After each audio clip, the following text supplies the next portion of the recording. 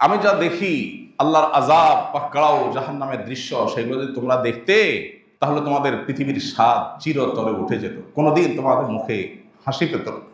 আনন্দ উপভোগ করা এটা তোমাদের জীবন থেকে চিরতরে হারিয়ে যেত।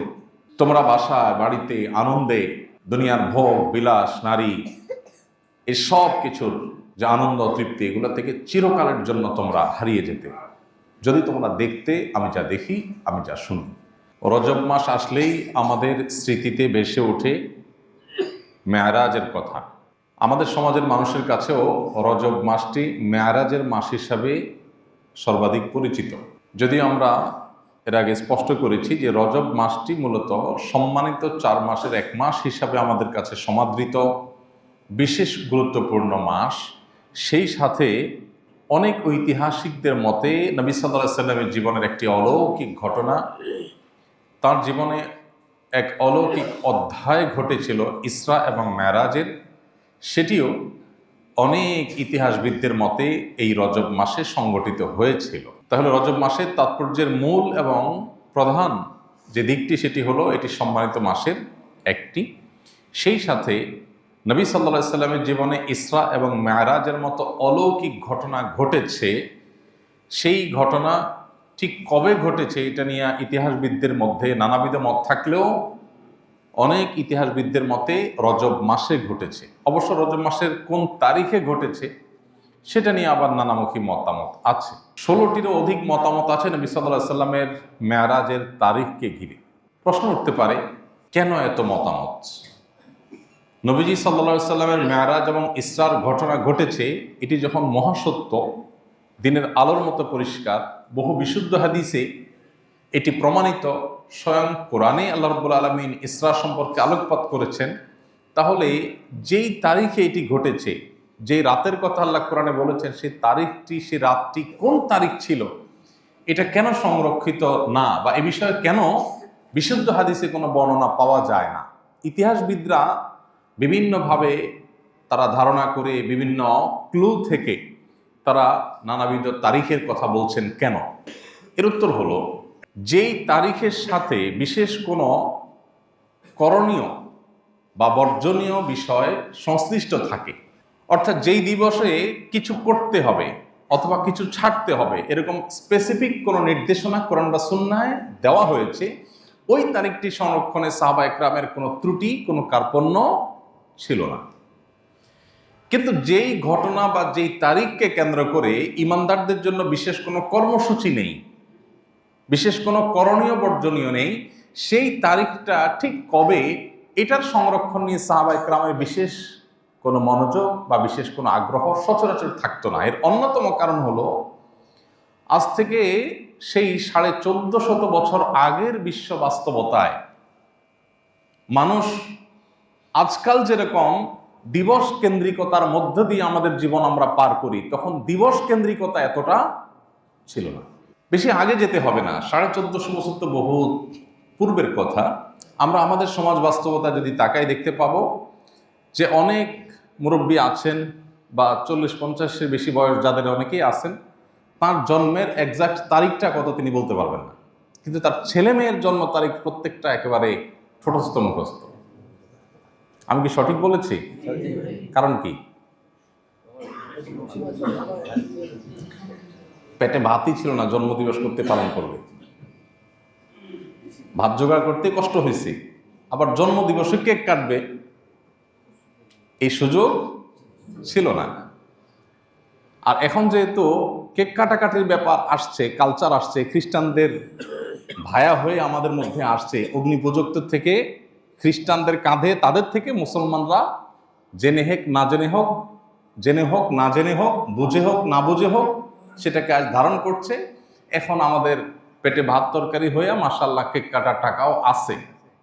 যেহেতু আছে, অতএব ছেলে কবে জন্ম নিল, মেয়ে কবে জন্মদিন হলো, জন্মদিবস উপলক্ষে তাকে উইশ করা, এগুলো এখন আমাদের জীবনের বাস্তবতায় পরিণত হয়েছে। এছাড়াও যেহেতু অফিসিয়ালি জন্ম নিবন্ধন করতে হয়, পাসপোর্ট বানাতে হয়, সার্টিফিকেটের জন্য স্কুল কলেজে মাদ্রাসায় দিতে হয়, সেজন্য খুব সঙ্গত কারণেই এখন জন্মের তারিখটা আমরা সংরক্ষণ করছি, অথচ আমরা অনেকে আছে যে নিজের জন্ম তারিখটা কবে এটা আমরা বলতে পারবো না, কারণ তখন এতটা নিড এটার ছিল না।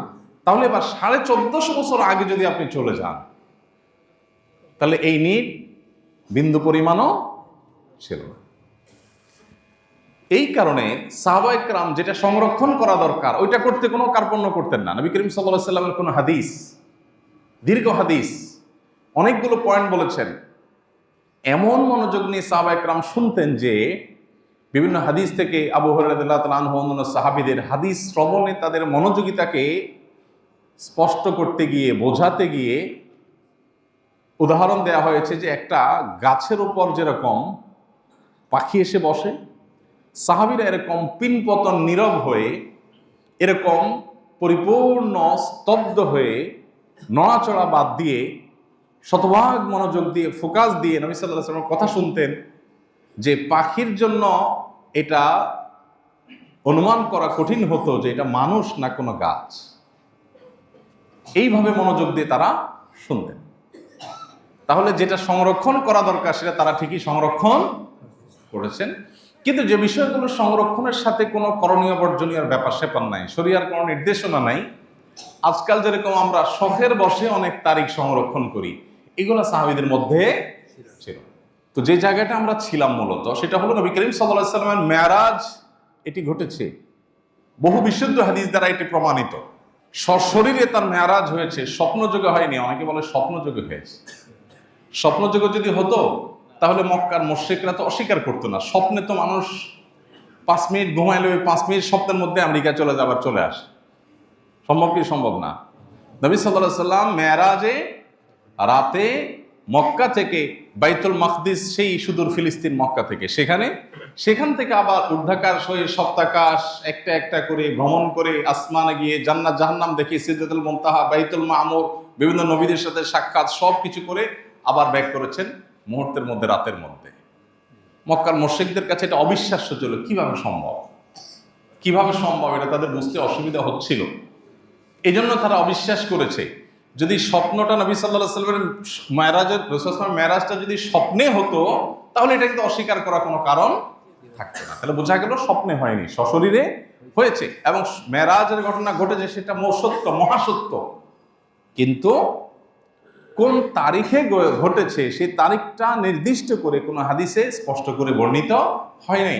কারণ আমি এতক্ষণ ব্যাখ্যা করলাম কেন তারিখটা সংরক্ষণ হয়নি। ভাইরা আমার, তাহলে নবী সাল্লাল্লাহু আলাইহি ওয়াসাল্লামের মেরাজ হয়েছে। মেরাজের দুটি পার্ট, একটা হলো মক্কা থেকে বাইতুল মাকদিস পর্যন্ত, এটাকে বলা হয় ইসরা। এটা কোরআনে বর্ণিত হয়েছে। আল্লাহ বলেছেন সুবহানাল্লাযী আসরা বিআবদিহি লাইলাম মিনাল মাসজিদিল হারামি ইলাল মাসজিদিল আকসাল্লাযী বারাকনা হাওলা।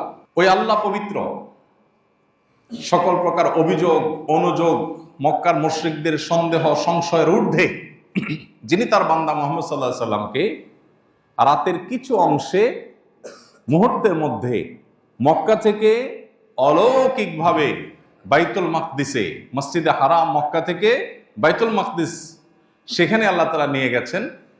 এটুকু কোরআনে বর্ণিত আছে। সেখানে আল্লাহ তাআলা বিভিন্ন নবী রাসূলদের অলৌকিকভাবে তাদেরকে উপস্থিত করেছেন, তাদের ইমামতি নবী সাল্লাল্লাহু আলাইহি সাল্লাম করেছেন। তারপর সেখান থেকে আল্লাহ রাব্বুল আলামিন তাকে ঊর্ধ্বাকাশ ভ্রমণ করিয়েছে। তো একটা পার্ট তো কোরআনেই আছে, এটাকে অস্বীকার করলে ইমানই থাকবে না, আর বাকি পার্ট বিশুদ্ধ হাদিসে আছে। দেখুন, এখন মানুষ মহাকাশ ভ্রমণ করছে, মানুষ মহাশূন্য আবিষ্কার করেছে, মহাশূন্যে মানুষ গমন করছে, মহাকাশে মানুষ যাচ্ছে, সেখানে স্টেশন স্থাপন করছে।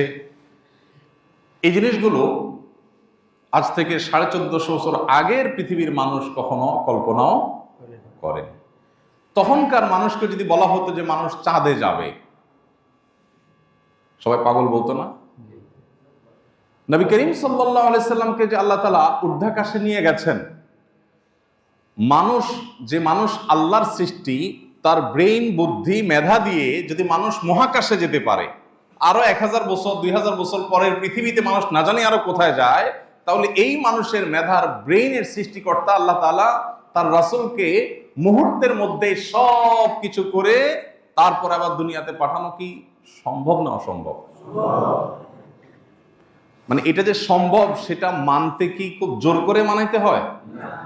আজকে বিজ্ঞান যেটা পেরেছে, সম্ভব করে দিয়েছে, এটা দেখে বিজ্ঞানের সৃষ্টিকর্তা আল্লাহ তাআলা কি পারেন, তার কাছে কোনো সীমাবদ্ধতা বলতে যে কিছু নাই, সে বিষয়ে বোঝার জন্য আলহামদুলিল্লাহ আল্লাহ তাআলার দেওয়া কমন সেন্স আর সুস্থ মস্তিষ্কই যথেষ্ট। এরপরও যদি 2024-25 পৃথিবীতে এসেও যদি আমরা কেউ ইমানদার না হই, আমরা যদি কেউ ইমান আনয়ন করতে না পারি, আমাদের ইমান যদি সুদৃঢ় না হয়, আল্লাহর প্রতি অগাধ বিশ্বাস যদি না হয়, তাহলে এটা আমাদের দুর্বলতা, এটা আমাদের দুর্ভাগ্য, এটা আমাদের দুর্বলতা এবং ত্রুটি। এই জন্য আল্লাহ তাআলা ইসরার ঘটনা বলতে গিয়ে শুরুতে বলেছেন সুবহানাল্লাযী আসরা, যে আল্লাহ তাআলা রাত্রিকালীন এই অলৌকিক ঘটনা ঘটিয়েছেন। তোমরা যে সন্দেহ সংশয় করছো মক্কার মুশরিকেরা, এগুলো থেকে আল্লাহ অনেক ঊর্ধ্বে, তোমরা চিন্তাও করতে পারো না। এগুলো আল্লাহর জন্য কোনো ইস্যুই না, কোনো ব্যাপারই না। ভাইরা আমার, তো নবী করিম সাল্লাল্লাহু আলাইহি সাল্লামকে আল্লাহ রাব্বুল আলামিন এই মেরাজের যে ঘটনা তাকে আল্লাহ তাআলা ঘটিয়েছেন তার জীবনে, এটি কেন ঘটিয়েছেন? এর একটি কারণ, অনেক কারণের ভিতরে একটি কারণ হলো, আমরা জানি নবী করিম সাল্লাল্লাহু আলাইহি সাল্লামের জীবনে একটি বছর ছিল খুব কষ্টের বছর, যে বছরকে বলা হয় আমাল হুজন, পেরেশানির বছর, কষ্টের বছর। সেই বছরটা ছিল ওই বছর যে বছরে নবী সাল্লাল্লাহু আলাইহি সাল্লাম তার ঘরের আপনজন এবং বাইরের একমাত্র আশ্রয়দাতা দুজনকে হারিয়েছেন। তার ঘরের আশ্রয়দাতা ছিলেন, ঘরে সান্ত্বনা দানকারী ছিলেন খাদিজা রাদিয়াল্লাহু তাআলা আনহা, আর বাইরের সান্ত্বনা দানকারী ছিলেন চাচা আবু তালেব। দুজনকে হারিয়েছেন। আর মক্কার মুশরিক তায়েফদের মুশরিকদের নির্যাতনে, নিষ্পেষণে ক্লিষ্ট, পরিশ্রান্ত এবং মনোবেদনায় তিনি খুব কষ্ট পাচ্ছিলেন। তার জীবনের সবচেয়ে কষ্টের বছরে আল্লাহ রাব্বুল আলামিন তাকে সান্ত্বনা দেবার জন্য, তার মনোবেদনা দূর করবার জন্য আল্লাহ তাআলা তাকে কাছে ডেকে নিয়ে গেছেন, জান্নাত দেখিয়েছেন। জান্নাত দেখার পর একজন ইমানদার, যেটা কখনো কেউ কোনোদিন দেখতে পায় না, কল্পনা করে না, এই সৃষ্টি জগতে কোনো কিছুর সাথে যেটা কোনো তুলনা চলে না, সেই জান্নাত অবলোকন করতে পারাটাও মানুষের জীবনের সবচেয়ে বড় সুখ। আল্লাহ তাআলা সেই জিনিসটা নবী সাল্লাল্লাহু আলাইহি ওয়াসাল্লামকে দান করলেন। আল্লাহর সান্নিধ্যে আল্লাহ নিয়ে গেলেন, এক একটা আসমানে এক একজন নবীর সাথে সাক্ষাৎ করালেন। তারপর আল্লাহ রাব্বুল আলামিন নবী সাল্লাল্লাহু আলাইহি ওয়াসাল্লামকে সিদরাতুল মুনতাহা, ঊর্ধ্বাকাশের শেষ সীমানা, যেখানে বিশাল বড় একটা বড়ই বৃক্ষ আছে, সেটা দুনিয়ার এই গাছগুলোর আকারের বা সাইজের না, নামে হয়তো বলেছে, তার প্রকৃতি, তার আকার, সেগুলোর সাথে এগুলোর কোনো তুলনা নেই। সেটা হলো সীমানা ঊর্ধ্বাকাশের। আল্লাহ রাব্বুল আলামিনের সৃষ্টি জগতের মধ্যে জিবরিল সহ অন্য কোনো ফেরেশতা ওইটা ক্রস করে আর আল্লাহর আরশ বা উপরে আর যেতে পারে না। আল্লাহ তাআলা সেখানে নবী সাল্লাল্লাহু আলাইহি ওয়াসাল্লামকে নিয়েছেন, তার সাথে কথোপকথন করেছেন, তাকে অনেক উপহার দিয়েছেন, নেয়ামত দিয়েছেন, আবার তাকে ফেরত পাঠিয়েছেন। এগুলো সবই ছিল ওই যে পেরেশানির বছরে তার মনোবেদনা দূর করবার জন্য আল্লাহর পক্ষ থেকে উপহার, পুরস্কার। ভাইরা আমার, প্রিয় নবী সাল্লাল্লাহু আলাইহি সাল্লাম মেরাজে কি কি দেখেছেন? প্রথমত তিনি দেখেছেন জিবরিল আলাইহিস সালামকে তার আপন আকৃতিতে, এবং নবী সাল্লাল্লাহু আলাইহি সাল্লাম জিবরিলকে তার মূল আকৃতিতে এর আগেও দেখেছেন। আল্লাহ রাব্বুল আলামিন ফেরেশতা জিবরিলকে 600 ডানা দিয়েছেন। কত ডানা? প্রত্যেকটা ডানা যতদূর মানুষের চোখ যায় ততদূর বিস্তৃত, এত বিশাল। এরকম 600 ডানা আল্লাহ তাআলা দিয়েছেন। এই বিশাল বড় সৃষ্টি আল্লাহ তাআলা তার মূল আকৃতিতে আল্লাহ তাআলা নবী সাল্লাল্লাহু আলাইহি সাল্লামকে দেখার সুযোগ দিয়েছেন এই মেরাজ। মেরাজে নবী সাল্লাল্লাহু আলাইহি সাল্লাম প্রত্যেক আকাশে এক একজন নবীর সাথে সাক্ষাৎ করেছেন। যত নবী রাসূল তাঁর আগে পৃথিবী থেকে গত হয়েছেন, আল্লাহ তাআলা তাদেরকে বিভিন্ন আকাশে উপস্থিত রেখেছেন। সেটা কি তাদের রূহের কোনো বিশেষ উপস্থিতি, না দেহ সহ রূহের কমপ্লিট উপস্থিতি, তার ধরন প্রকৃতি কি, সেটা আল্লাহ তাআলা ভালো জানেন। হাদিস থেকে শুধু আমরা এটুকু জানি যে নবী করিম সাল্লাল্লাহু আলাইহি সাল্লাম সপ্তাকাশের প্রত্যেকটি আকাশে এক বা একাধিক নবী বা রাসূলের সাথে সাক্ষাৎ করেছেন। যেমন প্রথম আকাশ যেটি, এটিতে নবী সাল্লাল্লাহু আলাইহি সাল্লাম সাক্ষাৎ করেছেন আদম আলাইহিস সালামের সাথে, আদি পিতা। দ্বিতীয় আকাশে নবী সাল্লাল্লাহু আলাইহি ওয়াসাল্লাম সাক্ষাৎ করেছেন আল্লাহ নবী ঈসা আলাইহিস সালামের সাথে। তৃতীয় আকাশে নবী সাল্লাল্লাহু আলাইহি ওয়াসাল্লাম সাক্ষাৎ করেছেন আরেক নবী আল্লাহ তাআলা ইউসুফ আলাইহিস সালামের সাথে। চতুর্থ আকাশে নবী করিম সাল্লাল্লাহু আলাইহি ওয়াসাল্লাম সাক্ষাৎ করেছেন আল্লাহ নবী ইদ্রিস আলাইহিস সালামের সাথে। পঞ্চম আকাশে নবী করিম সাল্লাল্লাহু আলাইহি ওয়াসাল্লাম সাক্ষাৎ করেছেন আল্লাহ নবী হারুন আলাইহিস সালামের কাছে সাথে। আর ষষ্ঠ আকাশে নবী সাল্লাল্লাহু আলাইহি ওয়াসাল্লাম সাক্ষাৎ করেছেন মূসা আলাইহিস সালামের সাথে। এবং সপ্তাকাশে নবী সাল্লাল্লাহু আলাইহি ওয়াসাল্লাম সাক্ষাৎ করেছেন ইব্রাহিম আলাইহিস সালামের সাথে। তাহলে আদম আলাইহিস সালাম, ঈসা আলাইহিস সালাম, ইউসুফ আলাইহিস সালাম, ইদ্রিস আলাইহিস সালাম, হারুন আলাইহিস সালাম, মূসা আলাইহিস সালাম এবং ইব্রাহিম আলাইহিস সালাম। সাত আকাশে সাতজন বড় এবং বিশিষ্ট নবী রাসূলদের সাথে নবী সাল্লাল্লাহু আলাইহি ওয়াসাল্লাম সাক্ষাৎ করেছেন। এই সাক্ষাতে তাদের সাথে মত বিনিময়ের, তাদের সাথে কুশল বিনিময়ের, তাদের কাছ থেকে দোয়া লাভ করার নানাবিধ সৌভাগ্যে নবী সাল্লাল্লাহু আলাইহি ওয়াসাল্লামকে আল্লাহ তাআলা ধন্য করেছেন। তৃতীয়ত নবী সাল্লাল্লাহু আলাইহি ওয়াসাল্লাম এই মেরাজে হাউজে কাউসার যেটি আল্লাহ তাআলা তাকে দান করবেন কিয়ামতে, তার সুন্নাহর অনুসারী যারা বিদআত এবং শিরক থেকে যারা বেঁচে থাকেন সেই ঈমানদারদেরকে নবী সাল্লাল্লাহু আলাইহি ওয়াসাল্লাম যে হাউজ থেকে নিজে হাতে পান করাবেন, যে হাউজে কাউসারের অগণিত পান করার বিশাল ব্যবস্থাপনা থাকবে। সকল ঈমানদারদেরকে আল্লাহ তাআলা সেখান থেকে, নবী সাল্লাল্লাহু আলাইহি ওয়াসাল্লামের সুন্নাহর অনুসারীদেরকে আল্লাহ তাআলা সেখান থেকে পানি পান করাবেন। যে সে পানি পান করবে লা ইয়াজমাউ আবাদা, জান্নাতে প্রবেশের আগ পর্যন্ত তার আর কখনো পিপাসা পাবে না। অথচ কিয়ামতে সূর্য মানুষের খুবই নিকট অবস্থান করবে, যার কারণে পিপাসায় মানুষ পাগল পড়া থাকবে, কিন্তু মৃত্যু আসবে না।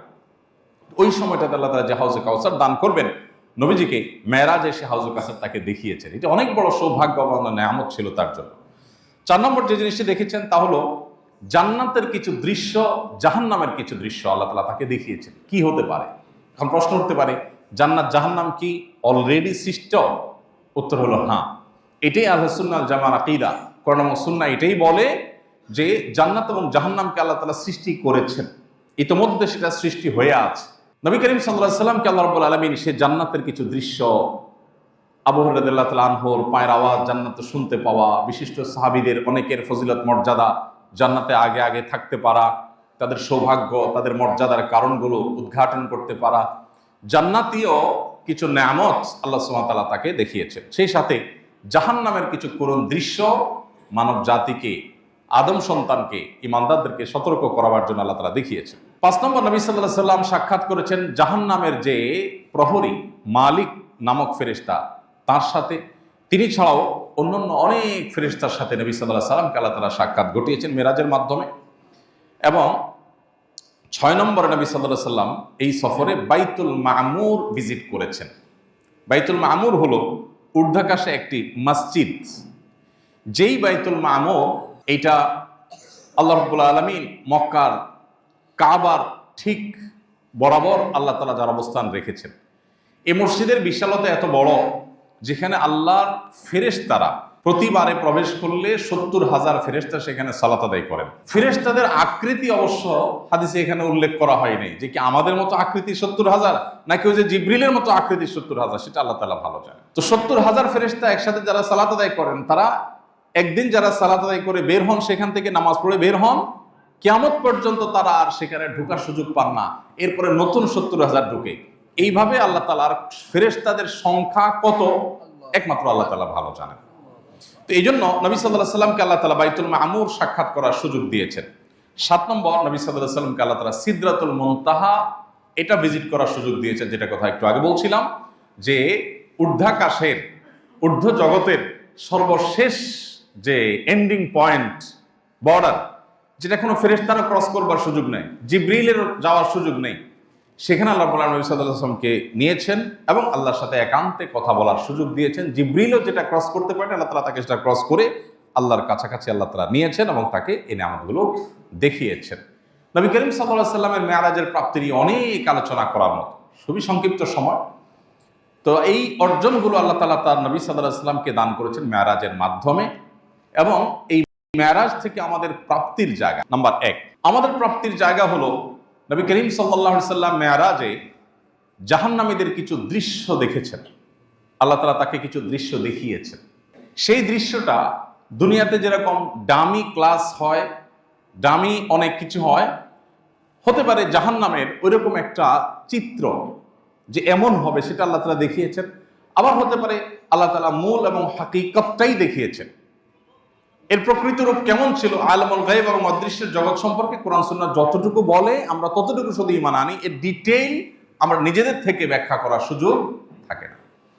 তো নবী সাল্লাল্লাহু আলাইহি সাল্লাম জাহান্নামে যা দেখেছেন সেখান থেকে আমাদের শিক্ষা গ্রহণ করবার সুযোগ আছে। যেমন মেরাজে আল্লাহর হাবিব সাল্লাল্লাহু আলাইহি সাল্লাম যখন ফেরেশতার সাথে জাহান্নামের বিভিন্ন দৃশ্য দেখছেন, এর মধ্যে একটা দৃশ্য হলো যে তিনি দেখতে পাচ্ছিলেন যে কিছু মানুষ তারা তাদের হাতে যে নখগুলো, এই নখগুলো সাধারণ আমাদের দুনিয়াতে যেরকম নখ থাকে এরকম পাতলা বা এতটা সাধারণ পর্যায়ের নখ না, সে নখগুলো দেখতে পাচ্ছেন জাহান্নামে কিছু লোক তাদের নখগুলো হলো সবগুলো পিতলের, খুব শক্তিশালী, খুব ধারালো, ভয়ঙ্কর।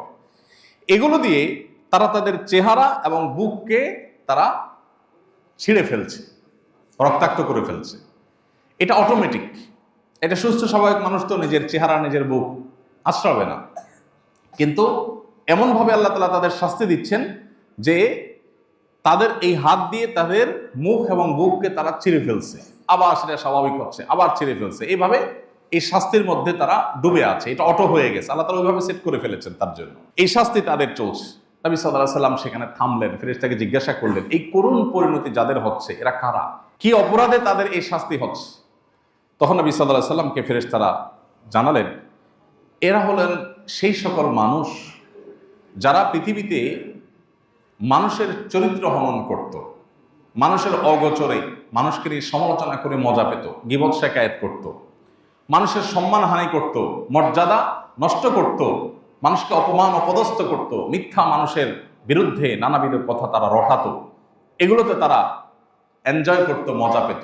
আজ আল্লাহর তরফ থেকে তাদের জন্য এই শাস্তি, এবং এই শাস্তি তাদের জন্য চলমান থাকবে।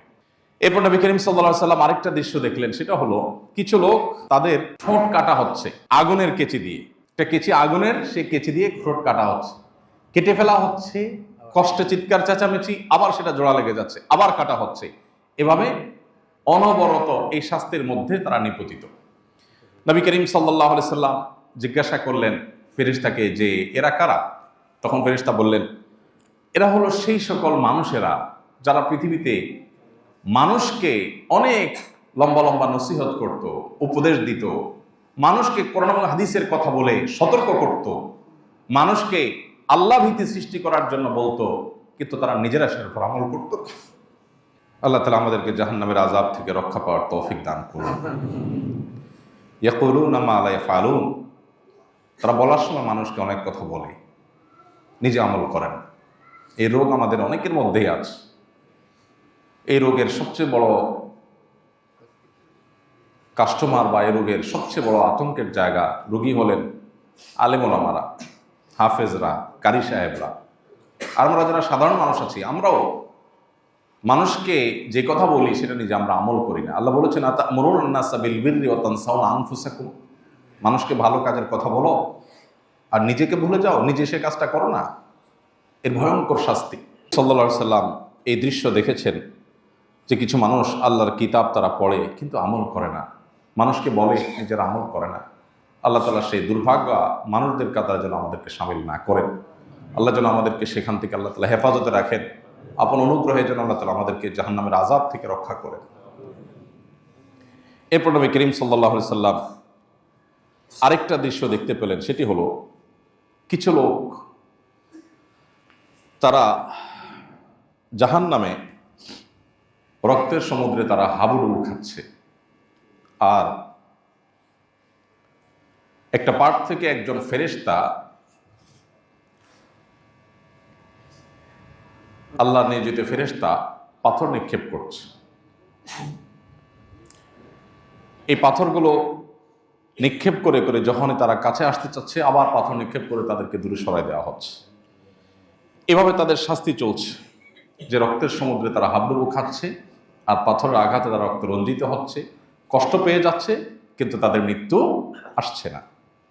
এইরকম পরিস্থিতিতে এই মানুষগুলোর যখন শাস্তি হচ্ছে, নবী করিম সাল্লাল্লাহু আলাইহি সাল্লাম সেটা দেখে ফেরেশতাদের জিজ্ঞাসা করলেন, এরা কারা? তখন ফেরেশতারা বললেন, এরা হলো সেই লোক যারা পৃথিবীতে সুদের কারবার করত, তাদের বুক কাঁপত না। আল্লাহ তাআলা যেটাকে এত জঘন্য হারাম ঘোষণা করেছেন সেটা তারা অবলীলায় করত। এই সুদখোরদেরকে, সুদের কারবার যারা করেছে তাদেরকে এভাবে শাস্তি দেওয়া হচ্ছে। এভাবে নবী করিম সাল্লাল্লাহু আলাইহি ওয়াসাল্লাম মেরাজে জাহান্নামীদের বিভিন্ন দৃশ্য এবং চিত্র তিনি দেখেছেন।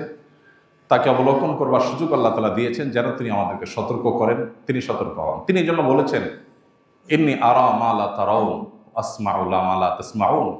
আমি যা দেখি তোমরা তা দেখো না, আমি যা শুনি বা শুনেছি তোমরা তা শুনো না। আমি যা দেখি আল্লাহর আযাব বা কাড়াও জাহান্নামের দৃশ্য, সেগুলো যদি তোমরা দেখতে তাহলে তোমাদের পৃথিবীর স্বাদ চিরতরে উঠে যেত। কোনোদিন তোমাদের মুখে হাসি পেত, আনন্দ উপভোগ করা এটা তোমাদের জীবন থেকে চিরতরে হারিয়ে যেত। তোমরা বাসায় বাড়িতে আনন্দে দুনিয়ার ভোগ বিলাস নারী এসব কিছুর যে আনন্দ তৃপ্তি এগুলো থেকে চিরকালের জন্য তোমরা হারিয়ে যেতে যদি তোমরা দেখতে আমি যা দেখি, আমি যা শুনি। আল্লাহ তাআলা আমাদেরকে শিক্ষা গ্রহণ করবার তৌফিক নসিব করুন। নবী করিম সাল্লাল্লাহু আলাইহি সাল্লামকে মেরাজে আল্লাহ রাব্বুল আলামিন আরো অনেক জিনিস দিয়েছেন যেগুলো সংক্ষিপ্ত সমালোচনা করা সম্ভব নয়। 5 ওয়াক্ত নামাজ আমরা জানি মেরাজ থেকে তিনি পেয়েছেন। তার আগ পর্যন্ত 5 ওয়াক্ত নামাজের বিধান এই উম্মতের জন্য ছিল না। আল্লাহ তাআলা নবী সাল্লাল্লাহু আলাইহি সাল্লামের সাথে একান্ত আলাপচারিতার পর তাকে 5 ওয়াক্ত নামাজ দিয়েছেন। তবে প্রথমত এটি 50 ওয়াক্ত ছিল। 50 ওয়াক্ত নামাজ দিয়ে যখন পাঠালেন, তিনি ফিরে এসেছেন। মুসা আলাইহিস সালামের সাথে সাক্ষাৎ হলো। যখন ফিরে আসছেন, মুসা আলাইহিস সালাম বললেন, 50 ওয়াক্ত নামাজ আপনার উম্মতের জন্য কঠিন হয়ে যাবে, তারা পারবে না। দিনে 50 ওয়াক্ত নামাজ পড়তে গেলে তারা কিছু করতে পারবে না। আল্লাহর এই কঠিন এই নির্দেশ মানাটা তাদের জন্য কঠিন হয়ে যাবে। এরা দুনিয়ার প্রতি অনেক আকৃষ্ট হবে, অনেক কাজে ব্যস্ত হয়ে যাবে। আপনি আল্লাহর কাছে যান, কমায় নেন। নবীজি আল্লাহর কাছে ফেরত আসলেন, বলেন, আল্লাহ আমার উম্মতের জন্য এটা কষ্ট হয়ে যাবে, আপনি আর একটু কমায় দেন দায়িত্ব। 45 ওয়াক্ত দেওয়া হলো। এভাবে কয়েক দফা গিয়ে কমাতে কমাতে 5 ওয়াক্ত পর্যন্ত আসার পর নবী সাল্লাল্লাহু আলাইহি সাল্লাম সেটা নিয়ে আসলেন। আল্লাহ রাব্বুল আলামিন নবী সাল্লাল্লাহু আলাইহি সাল্লামকে সুসংবাদ দিয়েছেন যে 50 ওয়াক্ত নামাজ দিয়ে আপনার উম্মতকে যে এর বিনিময় আমি দিতাম, 50 ওয়াক্তের জায়গায় 5 ওয়াক্ত করে দেওয়া হলেও তাদের সুবিধার্থে এই 5 ওয়াক্তই যদি ঠিকমতো তারা আদায় করে তাহলে 50 ওয়াক্তের যে বিনিময় এটা তাদেরকে দেওয়া হবে। নবী করিম সাল্লাল্লাহু আলাইহি সাল্লামের সাথে তিরমিজি বর্ণিত হাদিসে আমরা জানি যে ইব্রাহিম আলাইহিস সালামের সাথে সাক্ষাৎ হয়েছে যখন মেরাজে, তখন ইব্রাহিম আলাইহিস সালাম তার সাথে সাক্ষাৎ হওয়ার পর ইব্রাহিম আলাইহিস সালাম নবী সাল্লাল্লাহু আলাইহি সাল্লামকে বলেছেন, তোমার উম্মতকে আমার পক্ষ থেকে সালাম পৌঁছাবা। আমাদেরকে সালাম দিয়েছেন কে? ইব্রাহিম আলাইহিস সালাম। সালাম পৌঁছে তোমার উম্মতকে বলে দিবা, জানিয়ে দিবা যে জান্নাতের মাটি বড় পবিত্র, এর পানি বড় সুমিষ্ট, আর জান্নাত পুরাটাই কিন্তু খাঁখা শূন্য জায়গা। অতএব সেই জান্নাতকে যদি কেউ সুশোভিত করতে চায়, সবুজ শ্যামল করতে চায়, উপভোগ্য করতে চায়, সুন্দর উদ্যানে পরিণত করতে চায়, তাহলে সে যেন জেনে রাখে দুনিয়ার মতো সেখানে বীজ লাগিয়ে গাছ উৎপাদন করতে হয় না। সেখানে গাছ উৎপাদন করবার জন্য তোমার উম্মত যেন সুবহানাল্লাহ আলহামদুলিল্লাহ ওয়ালা ইলাহা ইল্লাল্লাহু আল্লাহু আকবার এই বাক্যগুলো যেন বেশি বেশি পাঠ করে। এই বাক্যগুলোর পাঠ এটাই জান্নাতে তার বিশাল বড় নেয়ামত রাজি ফলজ এবং নানাবিধ বৃক্ষ সেখানে উৎপাদনের কারণ হবে। অতএব তোমার উম্মত যেন এটা জেনে রাখে, তাদেরকে জানিয়ে দিও যে জান্নাত সেটার জন্য কিন্তু তাদেরকে পার্থিব জগৎ থেকে জীবদ্দশায় দুনিয়া থেকেই তাদেরকে কিন্তু সেখানে উৎপাদন করে তারপরে সেখানে আসতে হবে। এই বার্তা নবী সাল্লাল্লাহু আলাইহি সাল্লামকে ইব্রাহিম আলাইহিস সালাম দিয়েছেন আমাদের উদ্দেশ্যে। বিধায় এখান থেকে শিক্ষা গ্রহণ করে আমরা বেশি বেশি তাসবিহ, অবসর সময়ে আল্লাহর পবিত্রতা জ্ঞাপন, আল্লাহর একত্ববাদের স্বীকৃতি, আল্লাহর বড়ত্ব বর্ণনা এবং আল্লাহর প্রশংসা, এই বাক্যগুলো আমরা বেশি বেশি পাঠ করব। সুবহানাল্লাহি ওয়ালহামদুলিল্লাহ ওয়ালা ইলাহা ইল্লাল্লাহু আল্লাহু আকবার। আল্লাহ তাআলা আমাদেরকে এই সব বাক্যগুলোকে বেশি বেশি অন্তর থেকে মহব্বতের সাথে উচ্চারণ করার, অন্তর থেকে ধারণ করার তৌফিক দান করুন। নবী করিম সাল্লাল্লাহু আলাইহি সাল্লাম তার এই মেরাজ থেকে আমাদের শেখার বিষয় অনেক। তার জীবনের সবচেয়ে কষ্টের বছরও আল্লাহ তাআলা তার জন্য সান্ত্বনার ব্যবস্থা রেখেছেন। আল্লাহ যে কোরআনে বলেছেন ইন্না মা'আল উসরি ইউসরা, নিশ্চয়ই মানুষের কষ্টের পরই কষ্টের সাথেই সুখ থাকে। আল্লাহ পরে শব্দ বলেননি, বলেছেন মা'আল উসরি ইউসরা, অর্থাৎ মানুষের কঠিন সময়ের সাথেই সহজ সময় ভালো সময় থাকে। বারবার আল্লাহ তাআলা বলেছেন। মেরাজ থেকে আমাদের যে শিক্ষার বিষয়গুলো আছে এর ভিতরে একটা হলো ইন্নামা আল উসরি ইউসরা, কষ্টের পরেই সুখ থাকে। নবী সাল্লাল্লাহু আলাইহি সাল্লামকে আল্লাহ তাআলা অনেক পরীক্ষা নিয়েছে, অনেক কষ্ট তার জীবনে ছিল। এই কষ্ট দূর করার জন্য আল্লাহ তাআলা জান্নাতের নিয়ামত তো দেবেনই, দুনিয়াতেই আল্লাহ তাআলা মেরাজের নিয়ামত দিয়ে তাকে ধন্য করেছেন। আমাদের সবার জীবনে কষ্টের মধ্যেও আল্লাহ তাআলা সুখ রাখেন। আমরা অনেক সময় সুখটা অনুভব করার চেষ্টা করি না, বুঝে উঠতে পারি না যে কি সুখ পাইছি। অনেকে আমরা নাশুকরি করি যে আমার জীবনে কখনো সুখের দেখা পাইলাম না। এই কথাগুলো আল্লাহর নিয়ামতের নাশুকরি। আপনি যে দাঁড়ায় বলতে পারছেন, এটাই তো আল্লাহ তাআলার অনেক বড় নিয়ামত।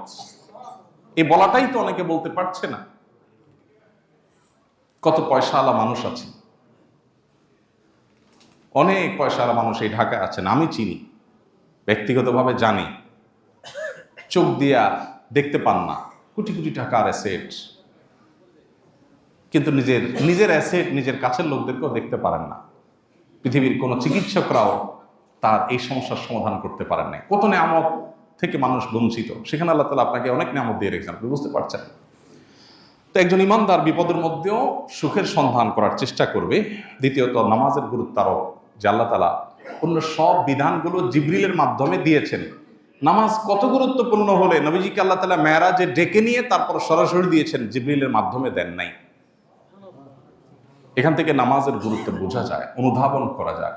সেই নামাজ অবলীলায়, ঠান্ডা মাথায়, জেনে শুনে, ইচ্ছাকৃতভাবে আমরা যখন নষ্ট করি, তখন আর আল্লাহর আরশ প্রকম্পিত হওয়ার মতো অপরাধ হয়ে যায় সেটি। এবং এর দায় যে কত বড় হতে পারে, এর শাস্তি যে কত জঘন্য হতে পারে, সেটা একমাত্র আল্লাহ তাআলা ভালো জানেন। এই জন্য মেরাজের এই ঘটনা থেকে নামাজের গুরুত্বের শিক্ষা গ্রহণ করে আমাদের জীবনে নামাজকে জীবনের যে কোনো কিছুর চাইতে আমরা গুরুত্ব দেওয়ার চেষ্টা করবো ইনশাআল্লাহ। সব হারিয়ে যেতে পারে, কিন্তু নামাজ হারতে পারে না ইমানদারের জীবন, কোন অবস্থাতেই না।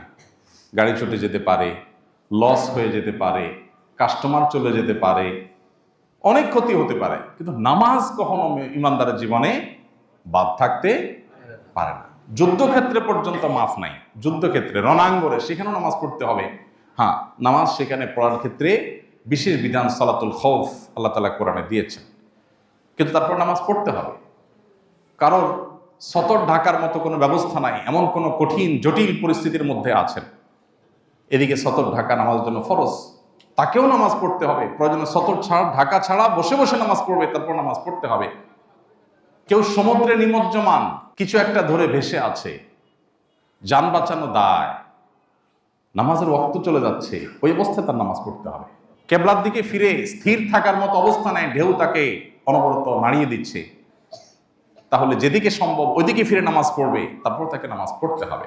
একজন মানুষ দাঁড়িয়ে নামাজ পড়তে পারছে না, তাকে বসে পড়তে হবে। বসে পড়তে পারছে না, শুয়ে পড়তে হবে। অঙ্গ প্রত্যঙ্গ, মাথা হাত নাড়াতে পারছে না, মনে মনে পড়তে হবে। মাফ নাই, ওযু করার ক্ষমতা নাই, পানি নাই, তায়াম্মুম করবে। মাটিতে থাকুক আর আকাশে বিমানে থাকুক, রেলে থাকুক আর বাসে থাকুক, নামাজ কখনো মাফ নেই। প্রত্যেকটা বিধানের বিকল্প আছে। রমজানে রোজা রাখতে পারছেন না কারণ আপনি সফরে আছেন, ট্যুরে আছেন, শরীয়ত বলেছে অসুবিধা নাই, পরে রাখি দিও। কিন্তু নামাজের ক্ষেত্রে এটা বলে নাই যে সফরে আসো, কষ্ট হচ্ছে, ঠিক আছে নামাজ না রাখলে চলবে বা পরে পড়লে চলবে না, সময় মতো আদায় করতে হবে। আল্লাহ তাআলা নামাজের গুরুত্ব আমাদেরকে বোঝার তৌফিক দান করুন। চোখ যেদিন বন্ধ হয়ে যাবে, মহাসত্যের মুখোমুখি যেদিন আমরা হয়ে যাব, সেদিন আমাদের সবার আগে হিসাব নেওয়া হবে নামাজের। নামাজটা ঠিক, বাকি সব সহজ করে দেওয়া হবে। নামাজে গড়বড়, সবগুলোতে আটকা পড়ে যাবে। আল্লাহ তাআলা আমাদেরকে নামাজ নিয়মিত সর্বোচ্চ গুরুত্বের সাথে সুন্দরভাবে আদায় করার তৌফিক দান করুন। নবী করিম সাল্লাল্লাহু আলাইহি ওয়াসাল্লাম তার মর্যাদা ও মেরাজের ঘটনা থেকে ফুটে উঠে আল্লাহর কাছে তিনি কত সম্মানিত, কত মর্যাদা তার, যে আল্লাহ তাআলা তাকে মেরাজ এবং ইসরার মতো নিয়ামত দিয়েছেন, তার কাছে নিয়েছেন। কোন নবী রাসূলকে আল্লাহ তাআলা এই নিয়ামত দেন নাই। মুসা আলাইহিস সালামের সাথে আল্লাহ কথোপকথন করেছেন, সেজন্য তিনি কালিমুল্লাহ। ঈসা আলাইহিস সালামকে আল্লাহ তাআলা বিশেষ বৈশিষ্ট্য দিয়েছেন, মাতৃকোলে কথা বলার শক্তি দিয়েছেন। তুর পাহাড়ে মুসা আলাইহিস সালামকে নিয়েছেন, এক এক নবীকে এক এক মর্যাদা দিয়েছেন। মুহাম্মদ সাল্লাল্লাহু আলাইহি সাল্লাম একমাত্র নবী, একমাত্র রাসূল, যাকে আল্লাহ তাআলা স্বয়ং তার কাছে নিয়ে সম্মানিত করেছেন, মর্যাদা দিয়েছেন। এখান থেকে তার মর্যাদা আল্লাহর কাছে কত বেশি, তার শ্রেষ্ঠত্ব যে সবার উপরে, সেটি খুব পরিষ্কারভাবে বুঝে আসে। আল্লাহ তাআলা আমাদেরকে মেরাজের ঘটনাগুলি থেকে শিক্ষা গ্রহণ করার তৌফিক দান করুন। আসুন্নাহ ফাউন্ডেশন, উম্মার স্বার্থে সুন্নাহর সাথে।